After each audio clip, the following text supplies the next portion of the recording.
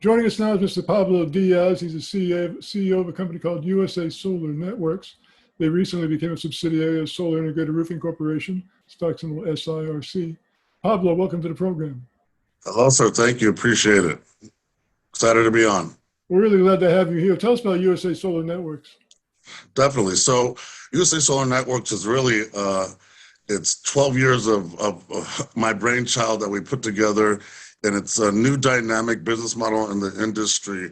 And it's almost self-explanatory. We are a network of solutions, and our customers are actually dealers, which are the sales side of solar, and contractors, which are the installation side of the solar landscape.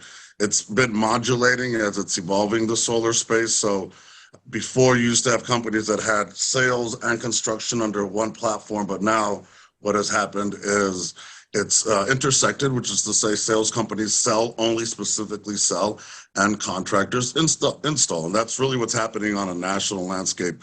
We're in 38 states, so we get to see these evolving, the maturing cycle of the industry.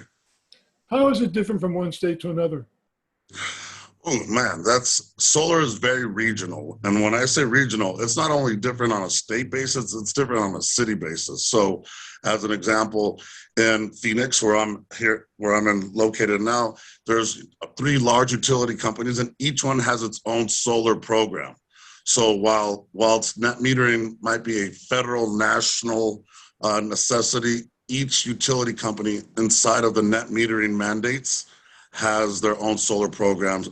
And thus, you need to be adapt and have all the infrastructure prepared on a per utility basis to be able to service your customers.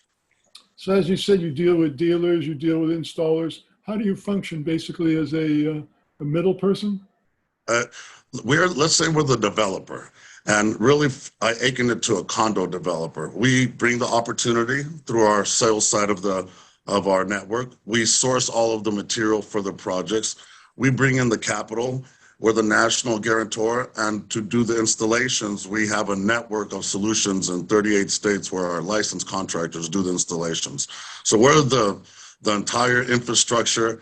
Really, in a lot of ways, we're the Airbnb of solar, the Uber of solar, because what are those companies? What do they really do? They're the infrastructure that connects service providers to customers. So we're in the middle managing the process for the integrity of the process. Now, you recently became a subsidiary of Solar Integrated Roofing Corporation. What was it about that company that attracted you to join them?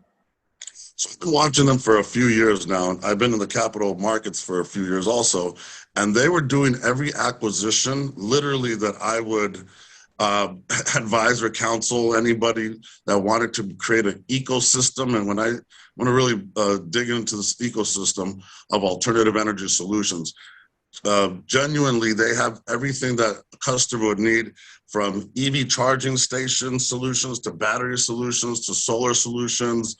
We have capital solutions.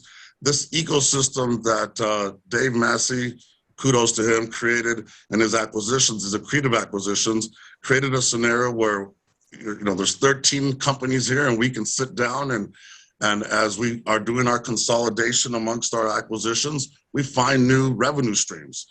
This company has this business model, and it works perfectly with this roofing company, and we create solutions and new revenue streams in that sequence of events. Last time we spoke to Dave Massey, he was saying that the company's on track to do $100 million this year.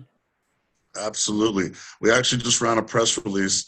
Our quarter just ended in August 31st, and we hit past 25 million. So we're well in route to hit our $100 million trajectory. As a matter of fact, I genuinely think we're going to pass it. We were only able to add 2 months of revenue there at the USA Solar Network side of it. And so with our 3rd month, we would have been close to 30 million. What's the biggest opportunity facing solar right now? Holy moly, that's a good question. So we have the legislative landscape against, pushing our sales forward.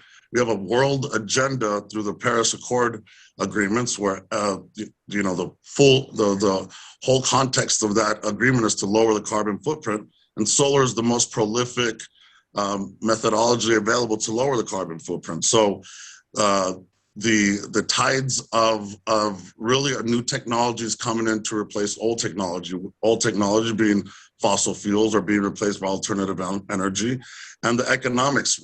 People are realizing they can make a lot of money in this process by transitioning from fossil fuels to alternative energy. So everything, it's like the perfect storm for us. So we see 10 years of just vertical growth.